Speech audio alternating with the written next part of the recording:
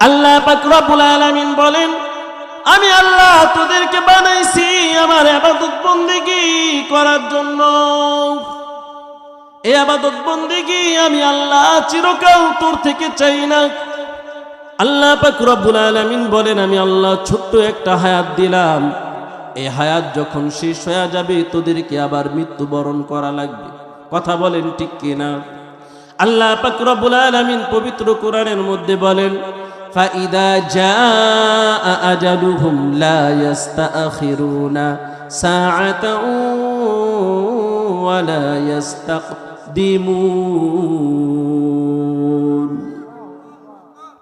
এরে বান্দা, তোর যদি একটা সময় হায়াত থাকে আজরাইল তোর কাছে আসবে না। এ বান্দা, তোর যদি হায়াত শেষ হয়ে যায় আজরাইল এক সেকেন্ড দেরিও করবে না।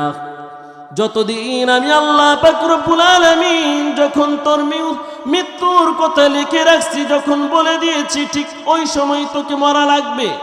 কথা বলেন ঠিক কিনা?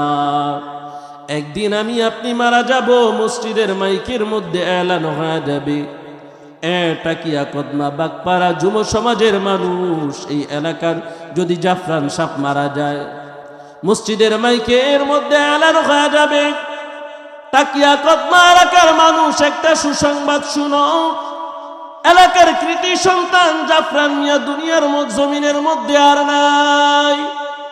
এলানটা হয়ে যাওয়ার পর সাথে সাথে মসজিদের চার পায়ের পালকি ওনার বাড়ির মধ্যে চলে যাবে। দুইজন যাবে কাফনের কাপড় কেনার জন্য, আর দুইজন যাবে বাঁশ বাগানে বাঁশ কাটার জন্য, আর চারজন যাবে কবরের মাটি খনন করার জন্য, আর দুইজন চলে যাবে বড়ই পাতা আর গরম পানি দিয়ে গোসল করানোর জন্য। কথা বলেন ঠিক কিনা ভাই? কিন্তু মৃত্যুটা কি সবার একরকম হবে? একরকম হবে না। জাফরান মিয়া যদি দুনিয়াতে আল্লাহর ইবাদত বন্দেগী করে, নামাজ পড়ে, রোজা রাখে, আল্লাহর নাম শুনলে যদি কান্না করে, নবীর প্রেমে যদি উনি পাগল থাকে, বলে মৃত্যুটা এরকম হবে না। মরার সময় আমার আল্লাহ জান্নাত দেখায়া উনাকে মৃত্যু দিবে। বলেন সুবহানাল্লাহ। আর যদি আমি আপনি এই দুনিয়ার মধ্যে আল্লাহ না মানি, নামাজ না পড়ি, রোজা না রাখি, ইবাদত বন্দেগী না করি, নবীর তরিকার মধ্যে না চলি, আল্লাহ পাক রব্বুল আলামিনের হাবিব বলেন, রে গোলাম, জাহান্নামের ফেরেশতারা তোর কাছে আসবে, শয়তান তোকে ধোঁকা দিবে, ঈমান ছাড়া তোর মৃত্যুবরণ করা লাগবে। বলেন নাউযুবিল্লাহ। একটু কুল্লু নাসিন শারিবু কবর বাইতিন কুল্লু নাসিন দাখিলু।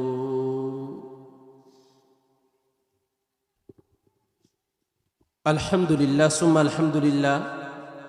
টাকিয়া কদমা বাগপাড়া যুব সমাজ ও প্রবাসীদের উদ্যোগে আয়োজিত পঞ্চম বার্ষিক তাফসীরুল কুরআন মাহফিলের শ্রদ্ধেভাজন আজকের সভাপতি, বিশিষ্ট সমাজসেবক, আপনাদের এলাকার কৃতি সন্তান, যাকে আপনারা একটু পূর্বে শ্রদ্ধার সাথে বরণ করে নিয়েছেন, জনাব মোহাম্মদ জারফান মিয়া সাহেব, আজকের মাহফিলের প্রধান অতিথি, বিশেষ অতিথিবৃন্দ, বিশেষ করে আরেকজন আপনাদের এলাকারই কৃতি সন্তান, আজকের মাহফিল যিনি মাহফিলের দোয়া পরিচালনা করবেন আখিরি মোনাজাতের মাধ্যমে, হজরতুল আল্লাম হজরত মাওলানা জনাব লুৎফর রহমান যুক্তিবাদী সাহেব, দিগার হজরত উলামায়ে কেরাম, দূর দূরান্ত থেকে আগত আল্লাহ তাআলার জাকিরিন শাকিরিন মুহিব্বিন মুরব্বিয়ান ইজম, মঞ্চের সামনে উপবিষ্ট আমার যুবক ভাইয়েরা, বৃদ্ধ বাবাজিরা, পর্দার অন্তরালের পর্দানিশীন মা ও বোনেরা, যে আল্লাহ পাক রব্বুল আলামিন 10 মায়ের এই 10 সন্তানকে মায়া করে, মহাব্বত করে, ভালোবেসে এই মহতি মাহফিলের সামিয়ানার নিচে তথা বেহেশতের বাগানে বসার তৌফিক দান করলেন, যে মালিক আমাদেরকে এত বড় নিয়ামত ও তৌফিক দান করলেন, সে আল্লাহ পাকের দরবারে বিনয় অবনীত চিত্তে ইমানের আওয়াজকে উঁচু করে, আকাশ বাতাস মুখরিত করে আল্লাহ নামের আল্লাহ পাক রব্বুল আলামিনের কৃতজ্ঞতা প্রকাশ করি, বলি আলহামদুলিল্লাহ। দুরুদ সালাম প্রেরণ করে সাইয়্যিদুল মুরসালিন, ইমামুল মুরসালিন, খাতামুন নবিয়্যিন, রাহমাতুল লিল আলামিনের উপর লাখো কোটি দুরুদ সালাম। সকলেই মোহাব্বত নিয়ে একবার দুরুদ পড়েন, বলেন সাল্লাল্লাহু আলাইহি ওয়াসাল্লাম। আপনারা যে আজকে মাহফিল শুনতে আসছেন, বলেন এটা কি আমার কোনো ব্যক্তিগত কথা শুনতে আসছেন? মাগরিবের পর থেকে নিয়ে এই যে রাত প্রায় 10টা 20 বেজে যাচ্ছে, এই পর্যন্ত কোরআন ও হাদিস থেকে কথা হয়েছে। যে সমস্ত উলামায়ে কেরাম কথা বলেছেন, কেউ কি নিজের বানানো কথা বলছেন? বলেন, কেউ নিজের বানানো কথা বলছেন? আমি যে এখন আপনাদের সামনে কথা বলবো, এই কথাগুলো আমার নিজের বানানো কথা বলবো? কথা বলবো এমন এক গ্রন্থ থেকে, যেই গ্রন্থটা আসমানের নিচে জমিনের উপরে সবচাইতে বড় সত্যবাদী কিতাব। বলেন আলহামদুলিল্লাহ। পৃথিবীর সব কিছুর মধ্যে ভুল থাকতে পারে, কিন্তু কোরআনের মধ্যে কে নাই, কোনো ভুল নাই। ভুল তো দূরের কথা, আল্লাহ বলে এই কোরআনের মধ্যে ভুলের সন্দেহ অবকাশ নাই। বলেন সুবহানাল্লাহ। কোরআনকে আল্লাহ পাক রব্বুল আলামিন নাজিল করে কোরআনের শুরুতেই আল্লাহ তাআলা বলেন যালিকাল কিতাবু লা রাইবা ফীহ। এটা এমন এক গ্রন্থ, এমন এক কিতাব, যেই কিতাবের মধ্যে কোনো সন্দেহ নাই। কাফের, মুশরিক, বেঈমান, বেদিন, তোমরা যদি মনে করে এটা মুহাম্মদের বানানো কিতাব, তাহলে তোমরা এই কোরআনের মতো একটা কোরআন বানাও। যদি এটা না পারো, তাহলে কোরআনের সূরার মতো একটা সূরা বানাও। যদি তাও সম্ভব না হয়, পবিত্র কোরআনুল কারীমের 6666 মতান্তরে যেই কম বেশি আয়াত আছে, এই আয়াতের কোনো একটা আয়াতের মতো একটা আয়াত বানাও। আমি আল্লাহ চ্যালেঞ্জ করলাম, পৃথিবীর যত বুদ্ধিজীবী আছে, সমস্ত বুদ্ধিজীবীরা যদি একত্রিত হয়, পবিত্র কোরআনের মতো অবিকল একটা আয়াত বানানোর ক্ষমতা পৃথিবীর কেউ নাই। বলেন আল্লাহু আকবার। কথা বলেন, কথা যে বললাম এটা সঠিক না বেঠিক? একেবারেই সঠিক। পৃথিবীর সমস্ত গ্রন্থের মধ্যে ভুল থাকতে পারে। পৃথিবীর সমস্ত গ্রন্থ আসার পর রদবদলও হয়ে গিয়েছে। আল্লাহ পাক রব্বুল আলামিন শুধুমাত্র এই কোরআন নাজিল করে নাই। আল্লাহ পাক রব্বুল আলামিন বলেন, আমি 104খানা কিতাব নাজিল করেছি। কথা বলেন ঠিক কিনা? 103 কিতাবই নবীরা যাওয়ার পর, যেই নবীদের উপর আল্লাহ তাআলা কিতাবকে নাজিল করেছিলেন, প্রেরণ করেছিলেন, ওই নবীগণ চলে যাওয়ার পর ওনার উম্মতেরা, তাদের উম্মতেরা প্রত্যেকটা কিতাবকে কি করে দিয়েছে? রদবদল করে দিয়েছে, পরিবর্তন করে ফেলেছে। কোথাও থেকে ওই কিতাবের লেখাকে মুছে ফেলে দিয়েছে, আবার কোথাও অতিরিক্ত সংযোজন করে দিয়েছে। শুধুমাত্র একটা কিতাব, যেই কিতাব থেকে আজকে 1450 বছর হয়ে যায়, কোনো একটা কথা কেউ মুছতে পারে নাই, অতিরিক্ত কেউ সংযোজনও করতে পারে নাই। সেই কিতাবের নাম হলো আল কুরআন। চিৎকার মেরে বলেন সুবহানাল্লাহ। ওই কোরআনের বয়ান শুনতে আসছেন, কথা বলেন ঠিক কিনা? এমন একটা কিতাবের বয়ান শুনতে আসছেন, যেই কিতাব কোনোদিন মিথ্যা বলে না। পৃথিবীর সমস্ত মানুষের সমস্ত সমস্যার সমাধান দিতে পারে কে? সমাধান চাও যদি জীবনে মরণে, ফিরে যাও খুঁজে নাও, চোখ রাখো কোরআনে। সমাধান চাও যদি জীবনে মরণে, ফিরে যাও খুঁজে নাও, চোখ রাখো কোরআনে। সমাধান, ও সমাধান, এ বাণী সকলের নয়, শুধু মুমিনের, যারাই চলবে মেনে ফল পাবে কোরআনে। এ বাণী সকলের নয়, শুধু মুমিনের, যারাই চলবে মেনে ফল পাবে কোরআনের। ঘরে বলো কিংবা রাষ্ট্রে বলো, ঘরে বলো কিংবা রাষ্ট্রে বলো, অশান্তি দূর করে শান্তি আনে। সমাধান সমাধান চাও যদি জীবনে মরণে, ফিরে যাও খুঁজে নাও চোখ রাখো কোরআনে।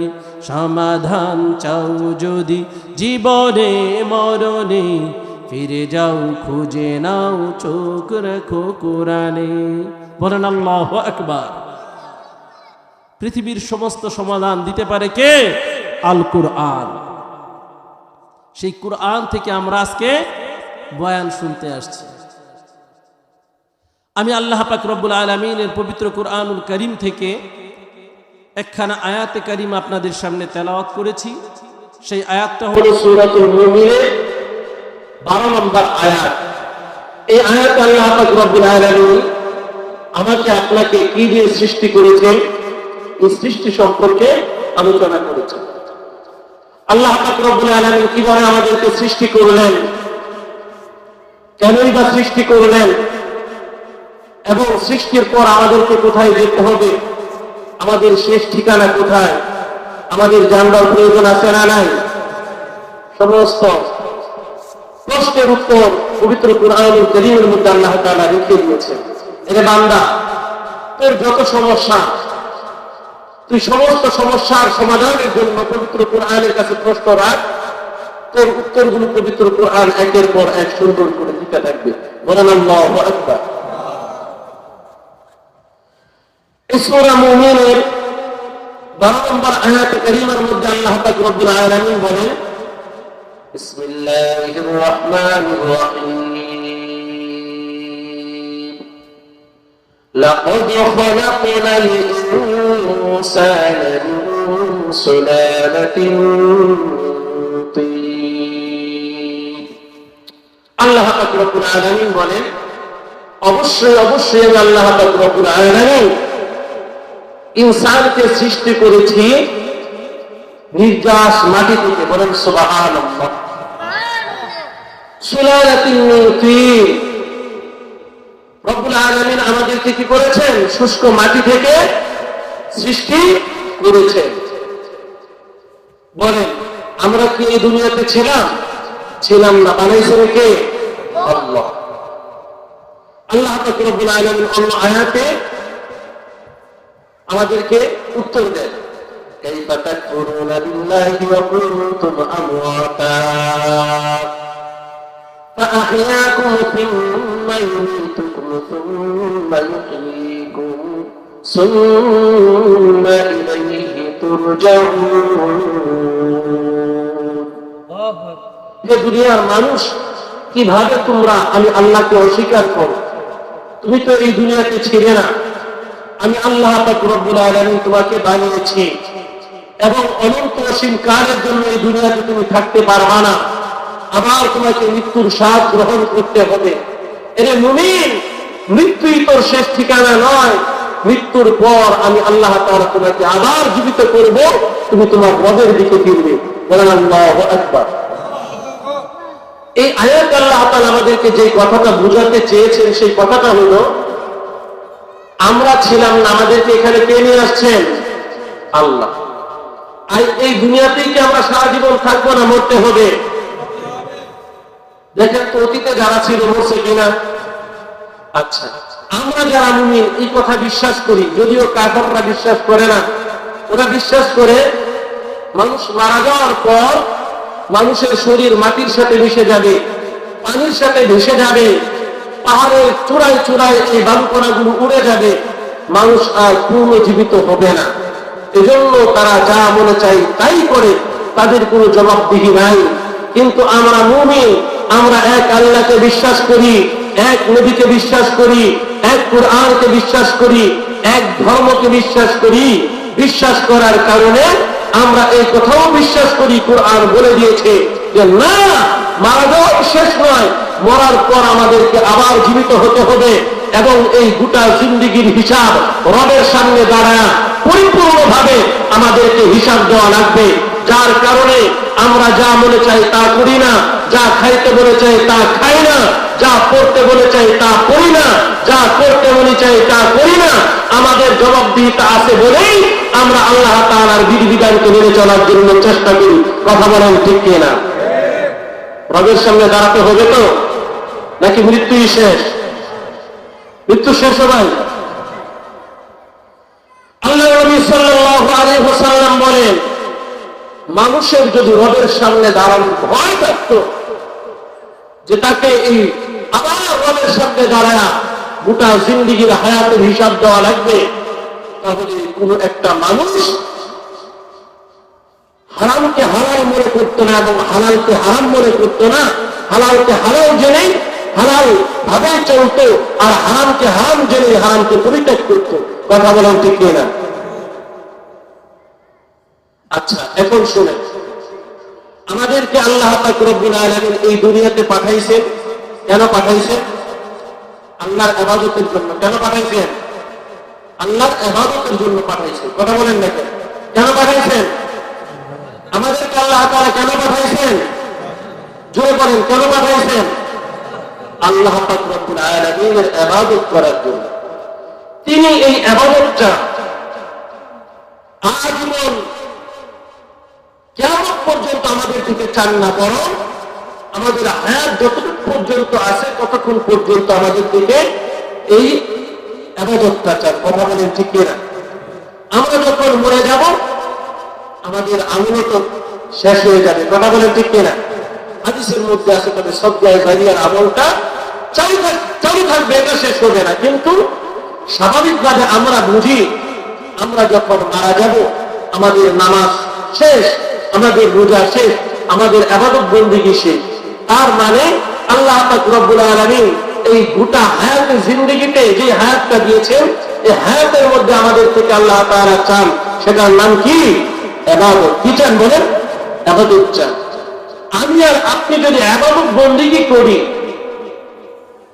আমি আর আপনি যদি এক আল্লাহ বিশ্বাস করি, আমি আর আপনি যদি আল্লাহ তাআলার নামাজ, রোজা, হজ, যাকাত, ইবাদত বন্দেগী ঠিক রাখি, বিপদে আপদে ভালো মুসিবতে আল্লাহ তাআলাকে স্মরণ করি, আল্লাহ পাক রব্বুল আলামিন বলে, বান্দা, মৃত্যুর সময় তোর যখন ঘনিয়ে আসবে তুই ঈমানের সাথে মৃত্যুবরণ করতে পারবি। বলেন সুবহানাল্লাহ।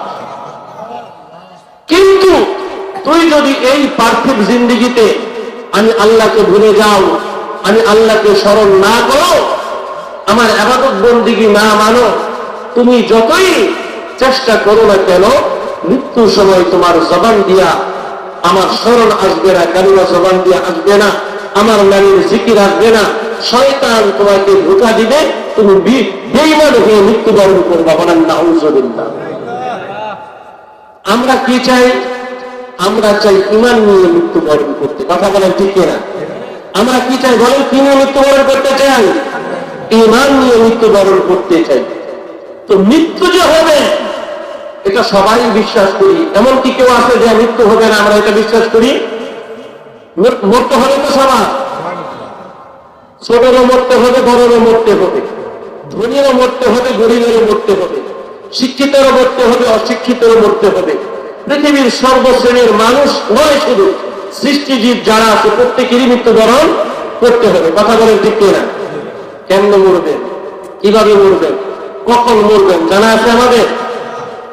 এই জন্য কবি একটা কথা বলছে, আমি রেহে গেলে আমায় তোমরা ভুলে যাও না,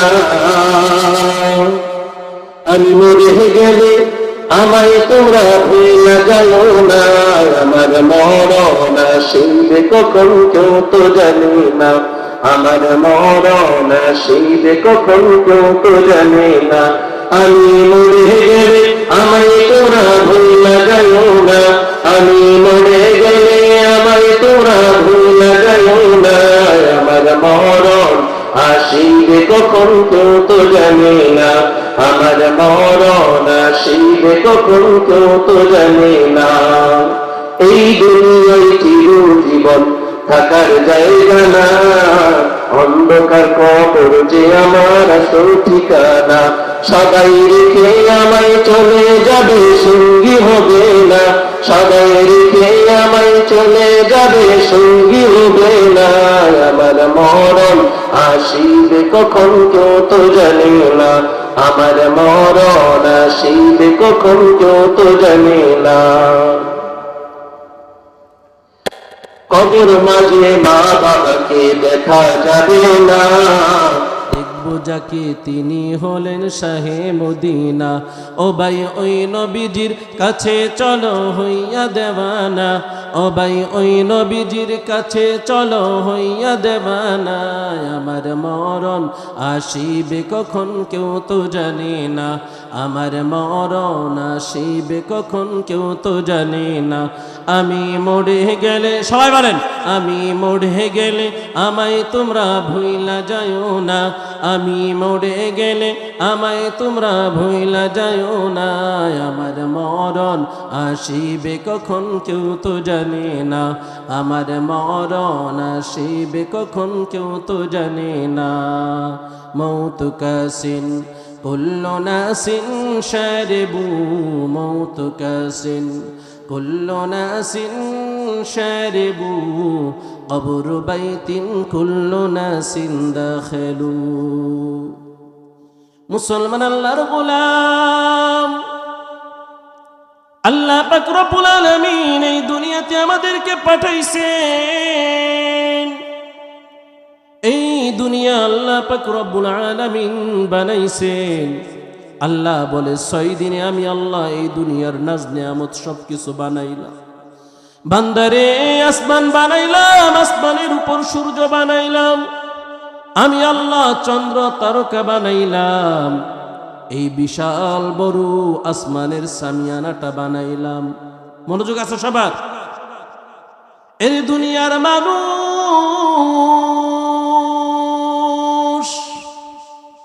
আমি আল্লাহ তোরে বসবাসের জন্য এই দুনিয়া জমিন বানাইলাম, এই জমিনের মধ্যে পাহাড় দিলাম, নদী দিলাম, খাল বিল তরুলতা সব কিছু বানাইলাম। বান্দারে এই নাজ নিয়ামত বানাইলাম 6 দিনে, কিন্তু আদরের মানুষ তুই।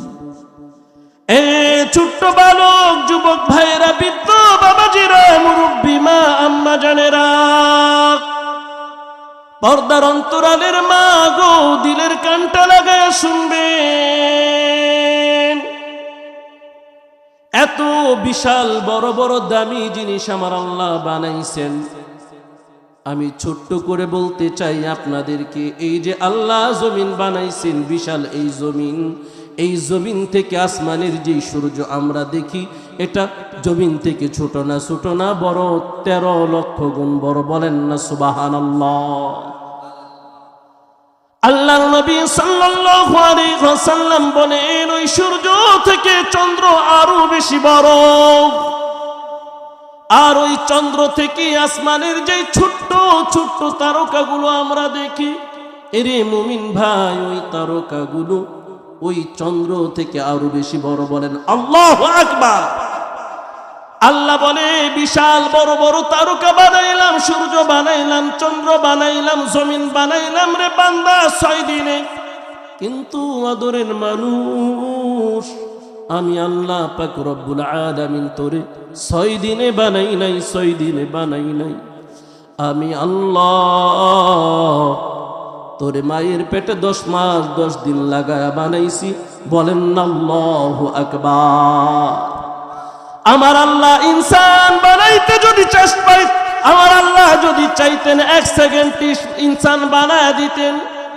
আল্লাহ পাক রব্বুল আলামিন বলেন, বান্দা তুই বড় মহাব্বতের, বড় ভালোবাসা, আমি আল্লাহ পাক রব্বুল আলামিন তোর মাধ্যমে এই দুনিয়াটাকে আবাদ করব, আমার খেলাফত দুনিয়ার মধ্যে কায়েম করব। এজন্য আমি আল্লাহ তোরে যতন করে বানাইছি, সময় নিয়েছি 10 মাস 10 দিন। বলেন আল্লাহু আকবার। এ দুনিয়ার মানুষ, পৃথিবীর সর্বপ্রথম মানুষ হলো আদম আলাইহিস সালাতু ওয়াস সালাম। বাবা আদম থেকে নিয়ে আমার আল্লাহ আম্মা জান হাওয়া আলাইহিস সালাতু ওয়াস সালামকে বানাইলেন। বাবা আদম এবং মা হাওয়া আলাইহিস সালাতু ওয়াস সালাম তো ছিলেন জান্নাতের মধ্যে। তারা যদি জান্নাতে থাকতেন আজকে এই দুনিয়াতে আমাদেরকে আশা লাগতো না। কথা বলেন ঠিক কিনা?